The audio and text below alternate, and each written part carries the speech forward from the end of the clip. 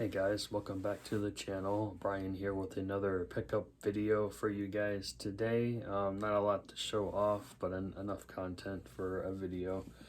So I have one pickup from Fright, a few pickups from McKay's used books, some from Second and Charles, Big Lots, Mercari, and Decluttr.com. So let's just dive right on in, get the shirt out of the way here. So Fright Rags, I have a shirt that was up for a short time. This is the Makeup Maestro t-shirt of Tom Savini with his creatures. So definitely love that look. Let me know in the comments what your favorite movie that Tom Savini was attached to, either if he was acting, directing, or doing the makeup for. I like pretty much all his work, but that's just me. So we'll start with Decluttr here, and then I'll work our way down. So first pickup from Decluttr was 1987 creature feature called Cameron's Closet. This one,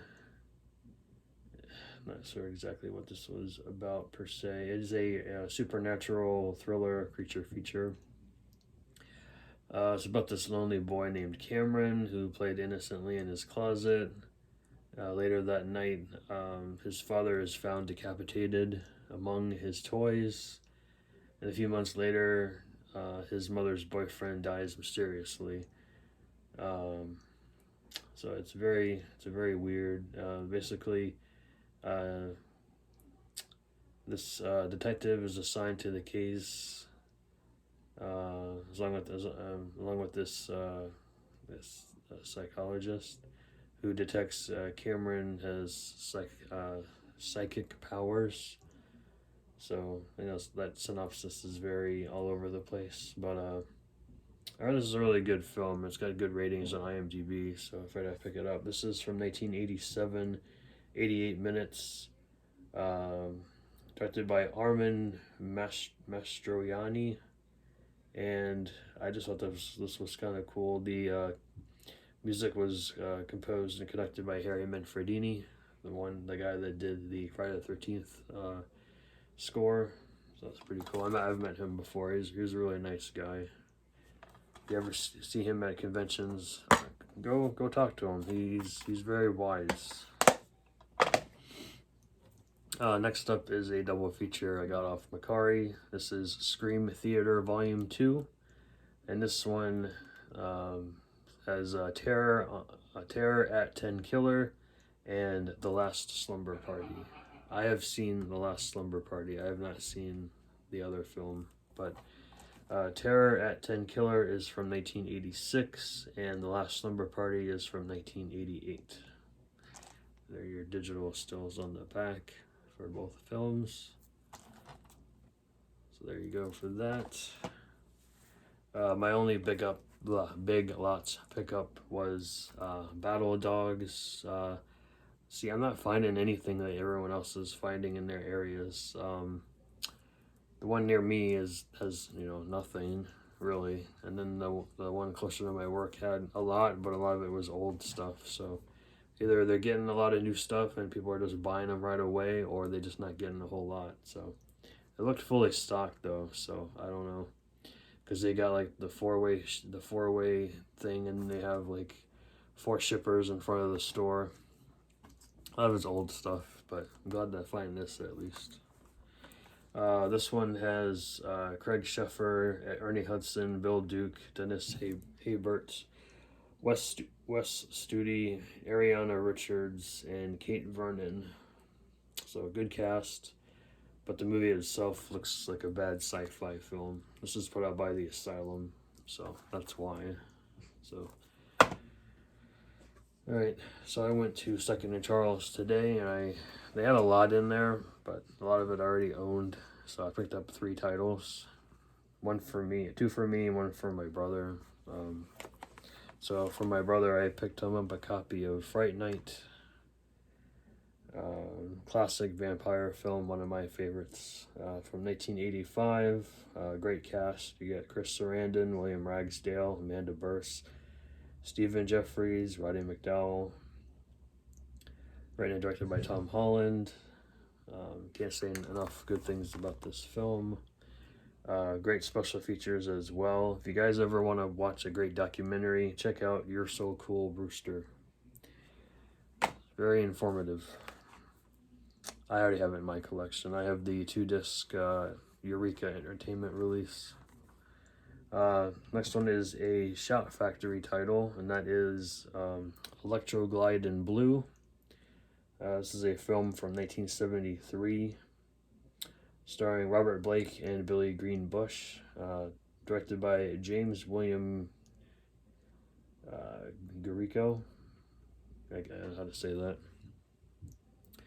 This is about a motorcycle cop that wants to be a detective, and how steps he takes to get there, and what happens to him. So, never seen it. Let me know if you've seen it in the comments below. I picked it up for relatively cheap. And then lastly, I found this digibook of a William Friedkin film called Sorcerer. I don't know too much about this film. It is from 1977, so it was a little bit. That was a little bit after the time he did Exorcist. I don't remember. I think it's Exorcist was before this. Yes, because he did Exorcist and The French Connection, and then he did this one. So yeah. Anyway, glad to have this in the collection to check it out. I think this has a Criterion, if I'm not mistaken, but I picked this up anyway. Alright, McKay's used books today. Again, they had a lot of stuff I already owned, so I only left with 4 titles.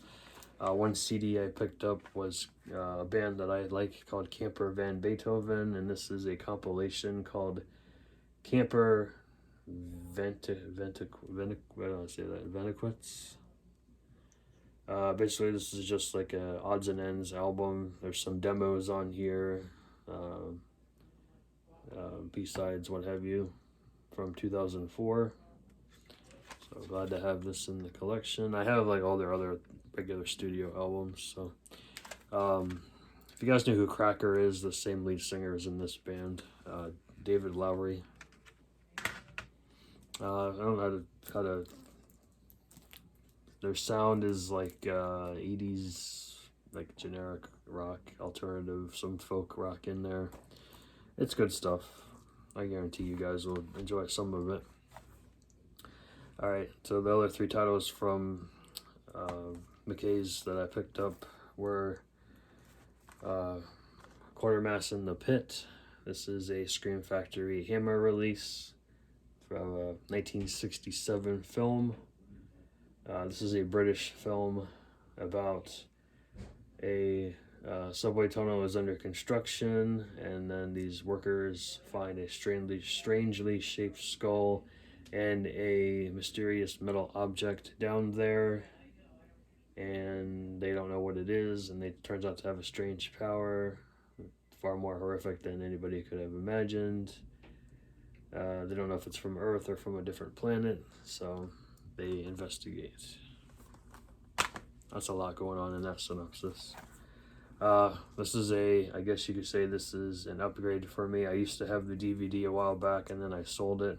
This is the Blu-ray, and that is a film from 2004 called It Waits, starring Serena Vincent, Dominic Zamprona, and Eric Schweig. And it also has the effects artist Tony Gardner in here as well. So, directed by Stephen R. Monroe. I remember this being a really cool like creature feature. So, It Waits. And then lastly, we have another Shout Factory release from 1980, and that is the Idol Maker. This is still brand new, factory sealed. Usually if I find any Shout titles I don't have and they're still factory sealed, I pick them up. This is like $4, guys. This one stars Ray Sharkey, Peter Gallagher, Paul Land, and Tova Feldsche. I know who Peter Gallagher is. I'm not really 100% on the other three people.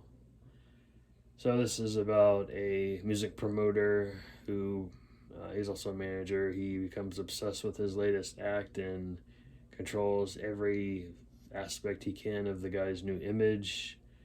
And the journey might end up destroying everyone around him. So it sounds like a fun watch. And then one more thing before I go. I couldn't pass this up on Mercari. I got this for $40. It goes for quite a bit of money. Brand new would be like $130. I got it for $40. And that is the complete series of the Vampire Diaries in this nice little hard cardboard case. It just slides right up. And then you get all 8 seasons inside. Some have digital codes, some do not.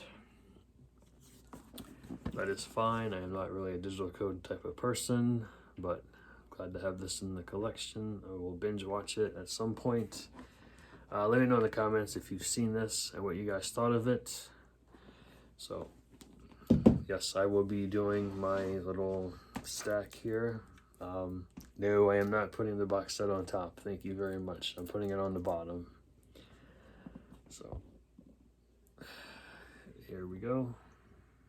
If you guys seen any of these, let me know what you thought of them.